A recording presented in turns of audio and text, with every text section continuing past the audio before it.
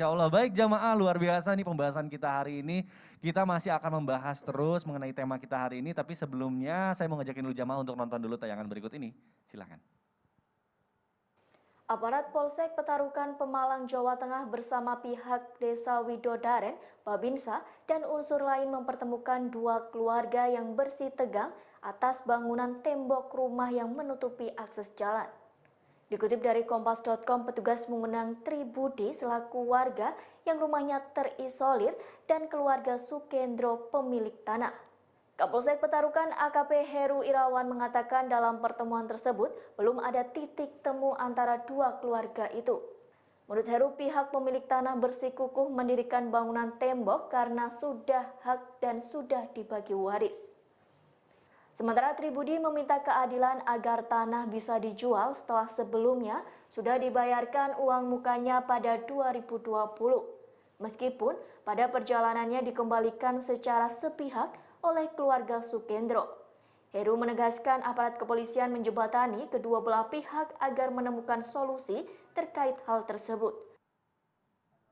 Astagfirullahaladzim. Semoga masalahnya cepat selesai ya jamaah agar tidak ada yang bersih tegang lagi. Nah ini menarik nih untuk dibahas. Saya mau ke Ustadz Syam nih. Ustadz Afwan, ini dalam kehidupan bertetangga ada aja ya permasalahannya ya. Nah itu tadi salah satunya tuh. Ini kira kalau misalnya dalam kehidupan bertetangga gitu ya, atau misalnya tinggal di suatu daerah lingkungan pasti ada kayak tanah kosong gitu ya atau tanah yang berseberangan dengan milik seseorang.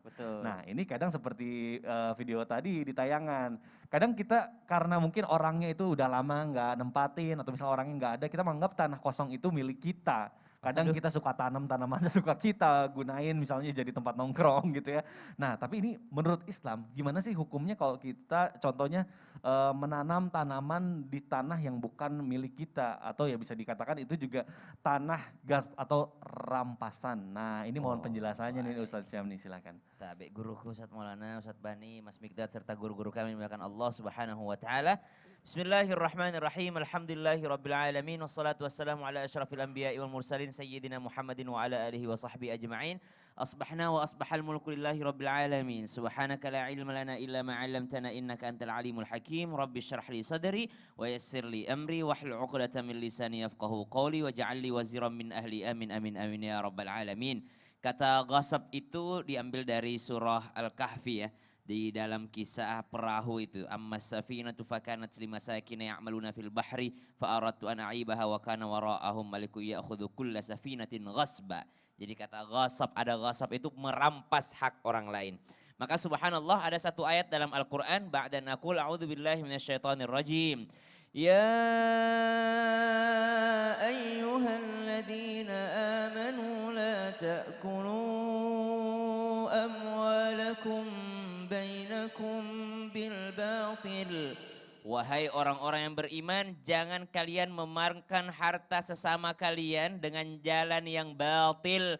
Maka baginda Nabi Shallallahu Alaihi Wasallam mengingatkan bagi orang-orang yang mengambil hak orang lain berlaku zalim, istilahnya berlaku zalim terhadap orang lain, walaupun hanya sejengkal tanah, maka itu akan dikalungkan nanti di hari kiamat 7 lapis bumi. Ya, sejengkal tanah dibalas dengan 7 lapis bumi. Bayangin, itu baru sejengkal. Kalau 7 meter, kalau 10 meter, kalau 20 meter, kalau hak warisan saudaranya, maka subhanallah ini sangat berbahaya. Maka suatu ketika di zaman Sayyidina Umar bin Khattab, ada seorang yang memindahkan patoknya ya.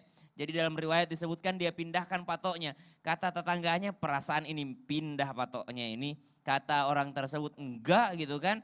Dia ternyata nggak sengaja mindahin, nggak sengaja karena patoknya terbuka, dia pasang kembali namun ternyata salah ukur. Sama-sama melapor kepada Sayyidina Umar bin Khattab. Datanglah Sayyidina Umar bin Khattab, lalu Sayyidina Umar bin Khattab mengatakan, ya udah kalau gitu diukur ulang.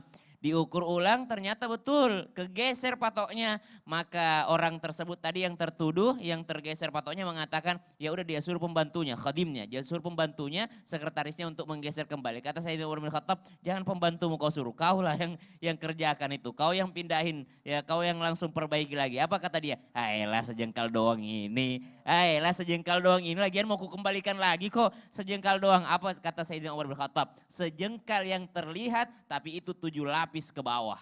itu 7 lapis ke bawah. Belum lagi 7 tingkat ke atas, subhanallah. Dan itu akan dikalungkan, diberikan beban di lehernya nanti di hari kiamat. Banyak orang yang memandang remeh sedikit. Mereka tidak bayangkan panjangnya ke belakang, mereka nggak bayangkan turun ke bawah dan itu termasuk mengambil hak orang lain. Maka subhanallah berhati-hatilah kita. Ada lagi begini, bukan hak orang lain, bukan hak tetangganya, tapi hak umum nih. Bahaya juga nih, hak umum, jalan umum, pagernya subhanallah. Dulu waktu mobilnya masih 2 seat ya 2 pintu, itu belum keluar pintu pagernya, pintu garasinya. Tapi pas gantian 3 pintu makin keluar pagernya. Nah jalanan yang diambil.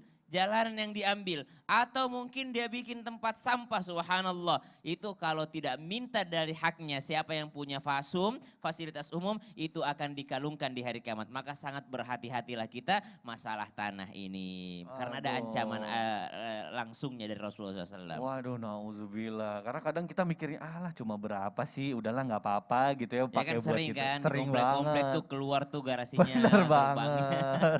Ternyata itu dihitungnya 7 ke bawah, 7 lapisan ke atas juga. Aduh nauzubillah.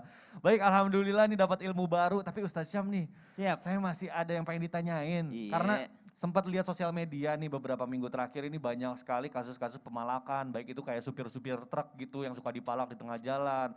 Ada juga pedagang-pedagang pasar. Nah saya juga punya pengalaman sendiri nih Ustadz Syam. Tentang? Kadang kalau misalnya lagi parkir itu ya, kadang ada tulisannya tuh sebenarnya parkir gratis. Tapi kan ada yang jaga tuh, kadang gaib juga pas begitu kita lagi mau parkir nggak ada, pas mau keluar tiba-tiba ada tuh bunyi. Goib gitu. Waduh goib gitu, tahu-tahu ya udah nagih tuh minta uang. Nah kadang kita nggak ada uang ini apa receh, jadi nggak enak. Nah ini gimana nih hukumnya nih kalau kita nggak ngasih kita yang dosa apa dia yang dosa nih? Kalau yang seperti itu masih bisa dibicarakan, mohon maaf dan segala macam. Atau mungkin kita kasih dengan niat sedekah. Tapi kalau maksa, apalagi kalau pakai senjata, pakai ancaman. Nah orang itu kalau membela hartanya lalu dia terbunuh pada saat itu, kita lanjutkan setelah yang satu. Masya Allah. Baik jamaah jangan kemana-mana ya, tetap di Islam itu indah. Jamaah oh jamaah. Alhamdulillah.